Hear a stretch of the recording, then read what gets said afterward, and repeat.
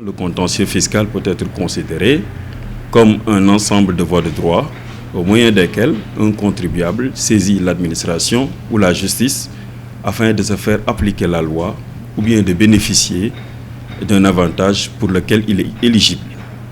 Donc c'est ça un peu le contentieux. Maintenant, le contentieux peut varier, parce que ça peut porter sur plusieurs points. À cet égard, on peut citer ce qu'on appelle le dégrèvement d'impôts, on peut citer ce qu'on appelle également la restitution ou le remboursement d'impôts, également l'admission en non-valeur. Ça, c'est un premier point. Un deuxième point également consiste dans la saisine des commissions. Il y a des commissions d'arbitrage et des commissions de conciliation qui sont édifiées à ce titre-là. Également, nous pouvons citer le cas des recours administratifs et enfin, nous avons les recours juridictionnels. Voilà donc les types de contentieux sur lesquels porte, j'allais dire, ce concept-là.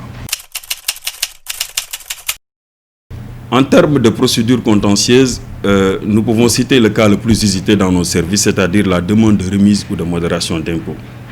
La demande de remise ou de modération d'impôts consiste en un recours administratif à titre gracieux, suivant lequel un contribuable qui est dans une situation financière ou économique difficile, ça peut être une personne physique tout comme une personne morale, de saisir l'administration, n'est-ce pas, pour bénéficier d'une demande, en fait, d'une remise de sa dette fiscale. Donc ça, c'est ça, en fait, le recours ou la remise du moins, ou la demande de modération d'impôts. Donc ça, c'est la voie la plus usitée, raison pour laquelle je vous le cite. Et par rapport au contexte actuel, il y a une procédure spéciale concernant la remise. Ça tend effectivement à assouplir les effets liés donc, à la COVID-19, raison pour laquelle il y a effectivement une disposition spécifique liée à ce contentieux de demande de remise ou de modération. Cette mesure est concernée par tous les contribuables qui se trouvent dans une situation pour laquelle effectivement il y a eu des effets, n'est-ce pas, liés à la COVID-19, c'est-à-dire des effets directs, ce qu'on appelle les impacts directs de la COVID-19. Et à cet égard, il y a lieu de citer les conditions suivant lesquelles on peut considérer que voilà une personne qui est affectée directement par la COVID.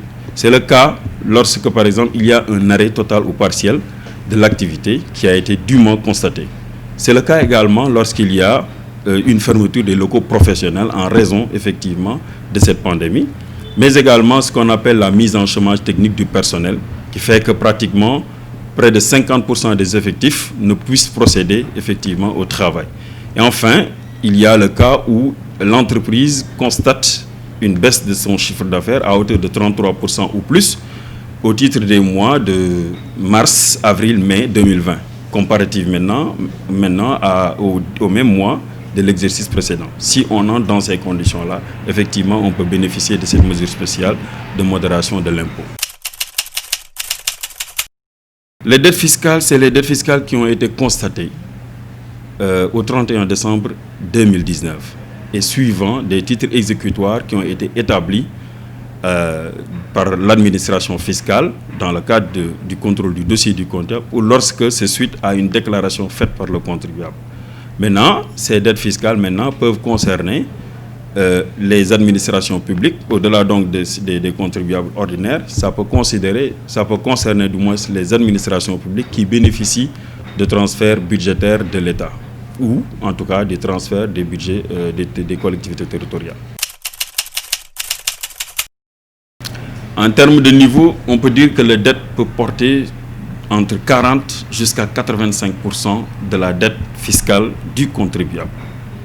Alors, il y a un pourcentage de 40% qui est établi d'office, bien qui est accordé d'office à un contribuable qui est lié aux conditions qui ont été édictées tantôt. Lorsque le contribuable évolue dans un secteur qui est un secteur directement impacté, il peut bénéficier d'une remise à hauteur de 50% d'office également. Maintenant, au-delà maintenant de ces quotités, on peut avoir des remises supplémentaires. Par exemple, on peut avoir une remise de 15% dès l'instant que le contribuable fait ce qu'on appelle un effort fiscal significatif.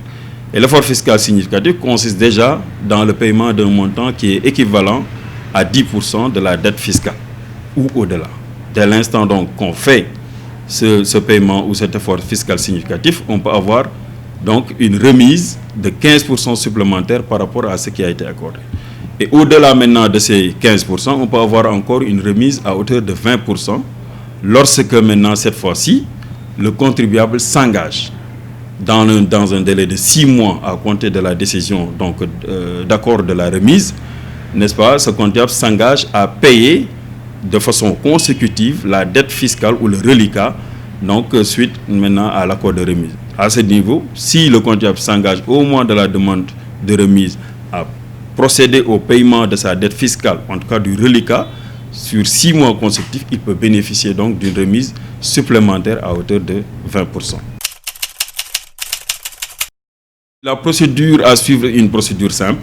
C'est une demande donc, que le contribuable doit faire, suivant une demande en ligne ou bien une demande écrite pour un courrier qui est adressé au directeur général des impôts et des domaines. Donc, dès l'instant maintenant que la demande est faite, il est accompagné de ce qu'on appelle un formulaire qui est servi par l'administration fiscale. Et également, c'est l'engagement, n'est-ce pas, du contribuable donc, par rapport à ce que je disais tantôt. Et enfin, les états financiers donc, de l'exercice clos, n'est-ce pas, pour l'année 2019, par rapport à la demande.